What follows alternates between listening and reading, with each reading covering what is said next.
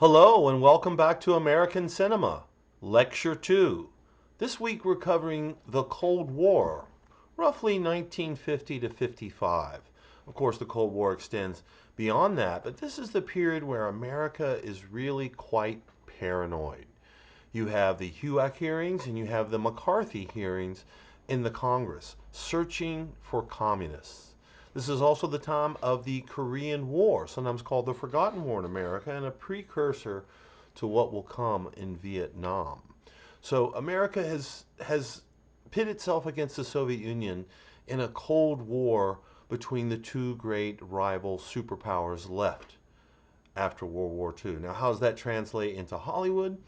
Well, specifically, we have the HUAC hearings, HUAC, that's House Un-American Activities Committee, and they go to Hollywood searching for communists. Now, they didn't really find that many. It was really a witch hunt looking to oust particularly liberals or those that were anti-war. And this was the complexion of the time. It was quite paranoid, it was quite patriotic, and it was quite un-American in many ways, tracking down people and their thoughts and outing them if they weren't American enough. And this came to Hollywood and resulted in the blacklist.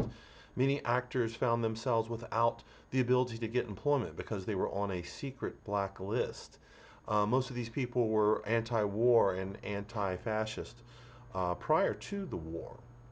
So the films that we've covered this week address this in a variety of ways. First up, we have the paranoid classic, the sci-fi classic Invasion of the Body Snatchers, which really encapsulate this 50s era of paranoia, but they don't speak to it directly. It's a sci-fi film. It's a little goofy. There's pods, and you see Hollywood sort of tackling the issue, but from a speaking about it in an indirect way.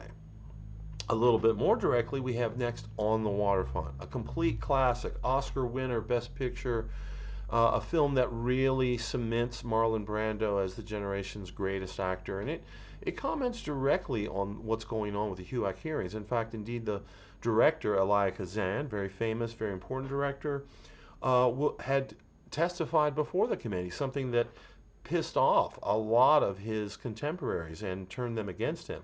And the film is somewhat seen as his argument for why. I mean, the blending of reality in the film and what was going on at the time and what was going on personally for Kazan is very clear.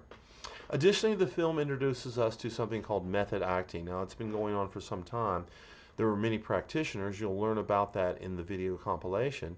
But method acting starts to come to dominate Hollywood. It's the very first real and thorough system for teaching actors to convincingly portray the internal life of characters, which is captured then by the camera. And Marlon Brando was a great practitioner of this, as well as many other actors of his day.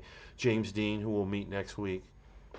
And his winning of the Academy Award after 4 nominations really cemented him. This is now he was on top. And this film really was important at the time. It captured a certain thing. It was very well recognized. It also displayed a lot of American realism and an attempt to comment on the injustices of the past from a working class perspective.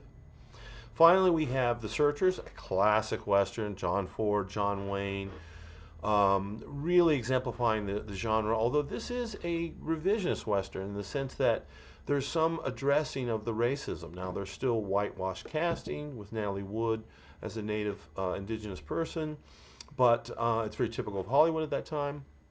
But the film is really has a deeper commentary on the Western and the role of the Western in American society. So those are the films for this week.